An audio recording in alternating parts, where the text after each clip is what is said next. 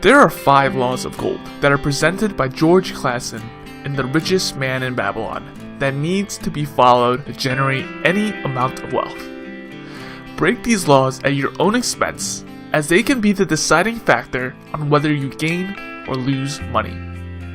The first law of gold is gold comes gladly and an increasing amount to any man who will put by not less than 1/10 of his earnings to create an estate for his future and that of his family. Once we get our paycheck, we have the urge to spend it all, and some of us do, either to get some new clothes, games, or things that we really want. We blow most of it. I know for me that whenever I get cash, I would go buy games and splurge with my newfound money. Yet, this breaks law number 1. There needs to be at least 1/10 of my paycheck that is put into my savings account. This will save a lot of headaches in the future and will also help build a foundation for the money to start working for us. One time, my friend had his car break down and he needed to get it repaired. But he only had a few dollars in his bank account and he could not do anything. He had to borrow money from one of his friends and it caused him a lot of trouble. When I first read this law, I thought that it was super unreasonable because if I saved 1/10 of my income, that would mean less food, less clothing, and less everything else, and it would be harder to survive. But once I actually started trying to save and kept track of my cash, I didn't notice any of the difference. The point is, the first law says that you need to save at least 1/10 of your paycheck in case of emergencies and for future investments, which brings us to the second law. Gold laboreth diligently and contently for the wise owner who finds for its profitable employment, multiplying even as the flocks of the field. We must let our money work for us, not the opposite. We should not be a slave to the dollar. Some ways to make money work for us is to invest, such as investing in stocks, bonds, real estates, businesses. Investing is like having a goose that can lay golden eggs.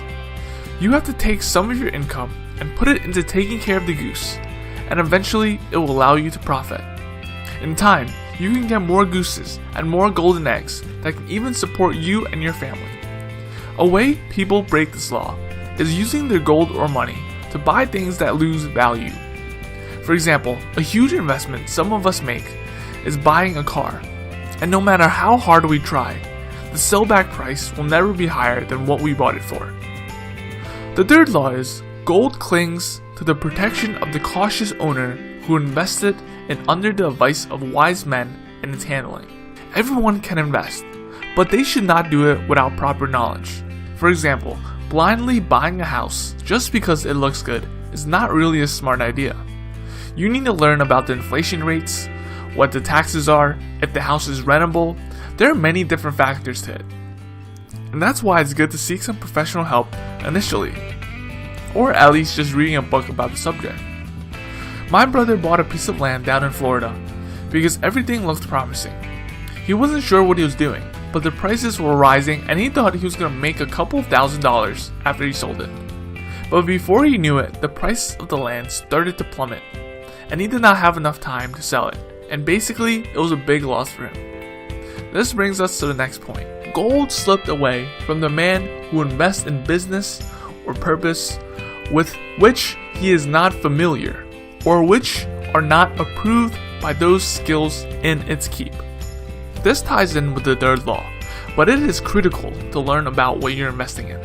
If we do not know what we're doing, there is little to no chance we will be successful in earning money from our golden goose. My father has been investing for years in antiques, and he spent thousands of dollars at thrift stores and garage sales. The only knowledge he had about antiques was from the TV show The Antiques Roadshow.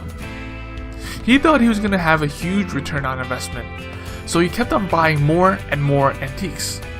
He even became extremely addicted to it, and he just hoarded all these paintings and vases in his house. He bought so many things that it was hard to walk in his house. Fast forward a few years, when his financial situation is a little bit more hard, he cannot get any of his investments to sell at all. He actually lost a lot of his money because the sellback value was extremely low for his antiques. In addition to learning more about your investments, it is also important to invest in things that have a positive return on investment. For example, my father used to love buying the lotto, and he would have drawers of tickets. He never told me how much he spent or how much he won, but I can tell you for sure that his golden goose did not lay many eggs.